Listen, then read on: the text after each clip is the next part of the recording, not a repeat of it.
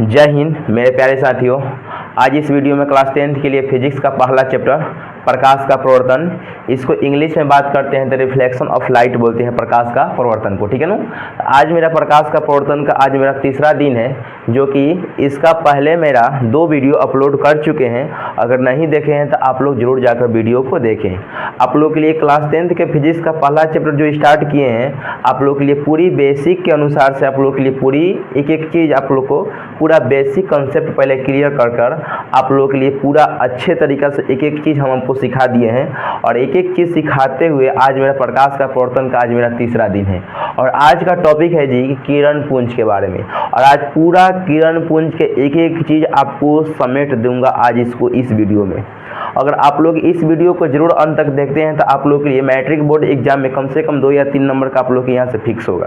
हो सके तो आप लोग के लिए यहाँ से परिभाषा पूछ दे, या ना तो आप लोग के लिए ऑब्जेक्टिव यहाँ से क्वेश्चन को पूछ दे, ठीक है ना। तो इसीलिए आप लोग इस वीडियो को जरूर अंत तक देखना, ठीक है ना।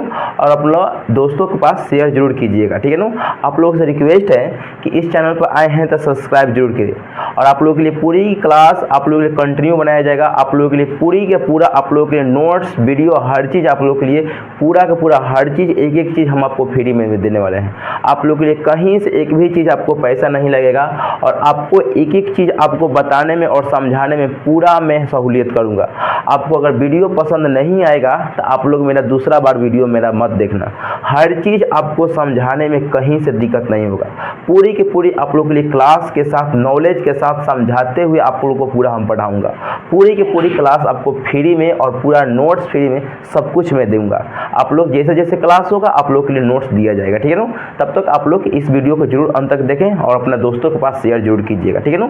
ज़्यादा से ज़्यादा हो सके तो भाई आप लोग ज़्यादा से ज़्यादा शेयर वीडियो को जरूर करें, ठीक है ना, अपने दोस्तों के पास, ठीक है ना।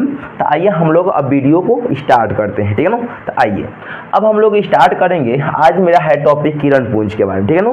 तो यानी कहने के मतलब किरण पुंज के मतलब होता है क्या, ठीक है ना। कोई पूछेगा किरण पुंज के मतलब गुजा होता है, ठीक है ना, गुजा। कोई पूछेगा किरण पुंज का मतलब क्या होता है तो गुजा होता है, ठीक है ना। इस बात को याद रखिएगा। अब यहाँ पर देखिए किरण पुंज का परिभाषा क्या होता है। किरण के मतलब क्या होता है, एक लाइन से किरण चले उसको किरण पुंज यानी किरणों को समूह को किरण पुंज कहते हैं, ठीक है ना। इसको परिभाषा कोई पूछेगा तो जी कैसे होगा जी, इसका टॉपिक आज का जी क्या लिखेंगे, टॉपिक लिख देंगे और लिखेंगे किरण पुंज, ठीक है ना, किरण पुंज, ठीक है ना। और किरण पुंज का परिभाषा क्या होगा, किरणों को समूह को किरण पुंज कहते हैं, ठीक है ना। यानी किरणों का समूह को किरण पुंज कहते हैं। एक लाइन में इसका आंसर लिखेंगे, ठीक है ना। लिखेंगे किरणों के समूह को किरण पुंज कहते हैं, ठीक है ना, किरण पुंज कहते हैं, ठीक है ना। अब यानी कोई पूछेगा कि किरण पुंज कितने प्रकार के होता है, किरण पुंज कोई पूछे कितना प्रकार का होता है तो आप लोग बता दीजिएगा कि किरण पुंज 3 प्रकार के होता है, ठीक है ना। कितना प्रकार का होता है, 3 प्रकार के होता है, ठीक है ना। एक होता है अपसारी किरण पुंज, ठीक है ना, अपसारी किरण पुंज, ठीक है ना। एक होता है अभिसारी किरण पुंज, अभिसारी किरण पुंज, ठीक है ना। और एक होता है समांतर किरण पुंज। क्या होता है, समांतर किरण पुंज, ठीक है ना, समांतर किरण पुंज, ठीक है ना। आप लोग सभी में किरण पुंज लगा सकते हैं, कोई दिक्कत नहीं है, ठीक है ना। तो सबसे पहले अपसारी किरण पुंज और अभिसारी किरण पुंज के बारे में आपको सिखाने वाला हूं, और समांतर किरण पुंज के बारे में भी, ठीक है ना। अब देखिए अभिसारी किरण पुंज सबसे पहले लिखेंगे, अभिसारी का टॉपिक डालूंगा, ठीक है ना, TOPIC टॉपिक है ना।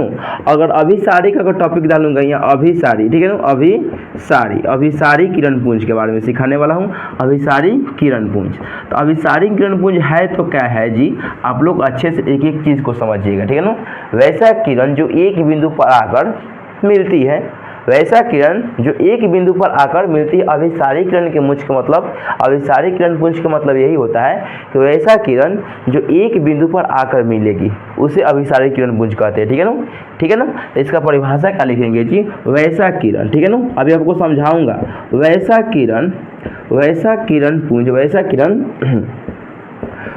किरण पुंज जो एक बिंदु पर आकर मिलेगी, एक बिंदु पर आकर मिलती है, आकर मिलती है उसे अभिसारी किरण पुंज कहते हैं। क्या कहते हैं? उसे अभिसारी किरण पुंज कहेंगे। अभिसारी किरण पुंज कहते हैं। ठीक है ना। अगर मान लीजिए क्या बोला परिभाषा इसका, वैसा किरण पुंज जो एक बिंदु पर आकर मिलती है, यानी कहने के मतलब एक बिंदु है और इसको जितना किरण होगा एक बिंदु पर जाकर मिलेगी। किरण का तीर का चिन्ह ऐसा रहेगा और जितना किरण पुंज हो जाकर मात्र एक ही बिंदु पर सब किरण मिल जाएगी, तो उसी को बोलते हैं जी अभिसारी किरण पुंज।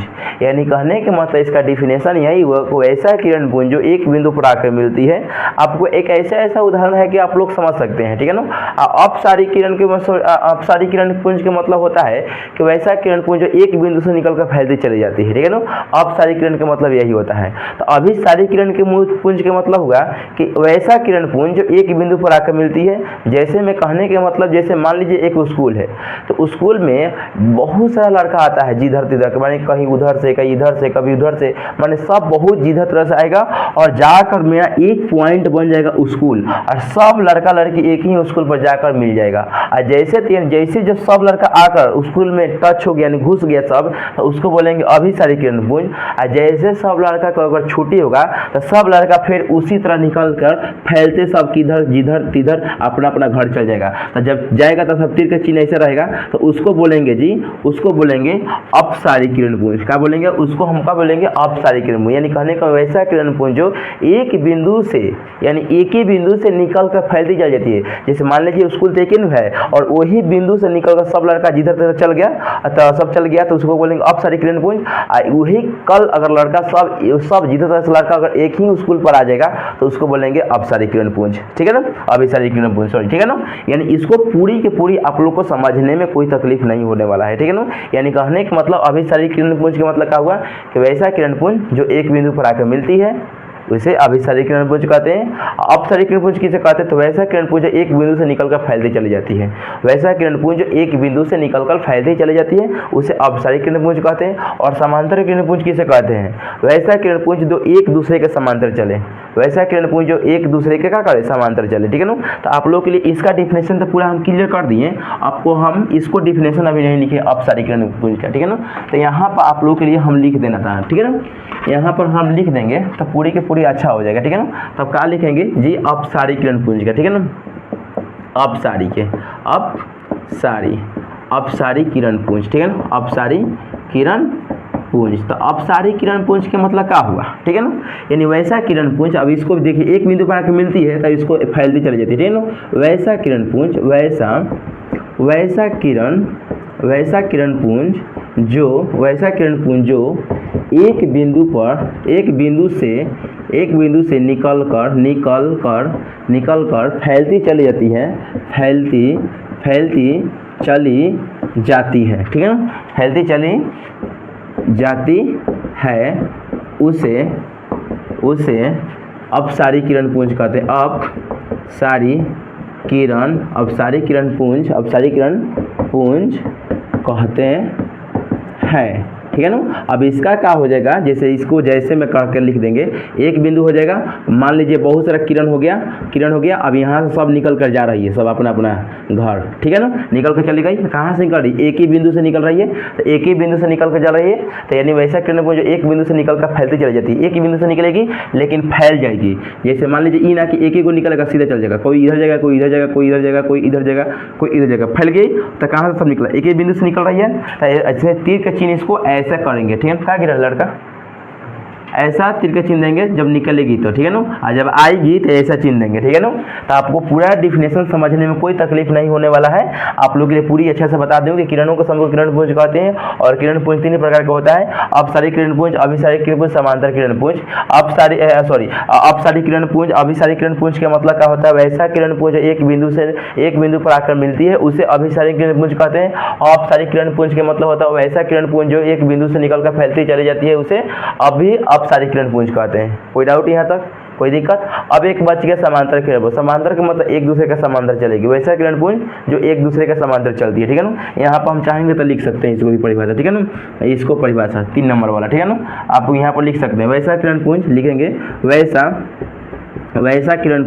वैसा किरण पुंज, वैसा किरण पुंज जो एक दूसरे के समांतर चलती, एक दूसरे के समांतर चले, एक दूसरे के समांतर, किसका मोबाइल फोन आ रहा है, एक दूसरे के समांतर चलती है,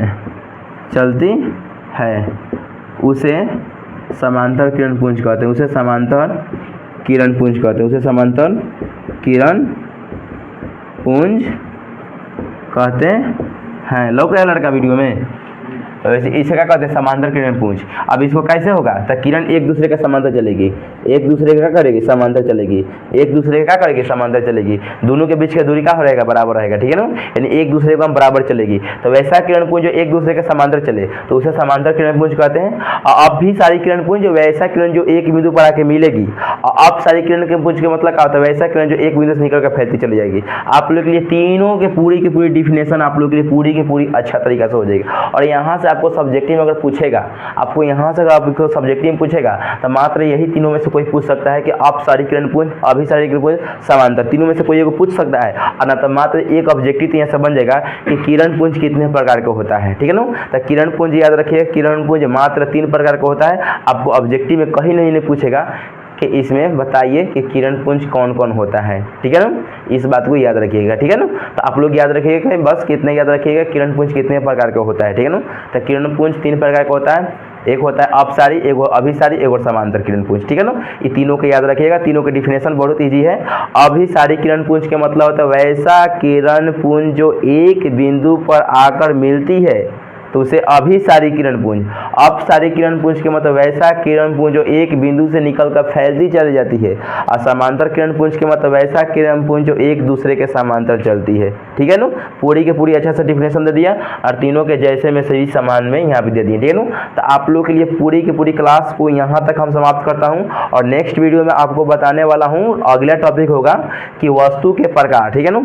और वस्तु के प्रकार यानी पार यानी आर पार होने के आधार पर वस्तु के प्रकार यानी कितने प्रकार का होता है, तब प्रकाश आर पार होने के आधार पर पिछला वीडियो में पढ़ाए थे कि वस्तु के प्रकार प्रकाश के कितने भागों में बांटा गया है, यानी प्रकाश के यानी वस्तु के प्रकाश जो था ना यानी प्रकाश पिछला वीडियो में बताए थे कि प्रकाश जो था यानी वस्तु के आधार पर कितने भागों में बांटा गया है, तो 2 भागों में बांटा गया है, ठीक है ना।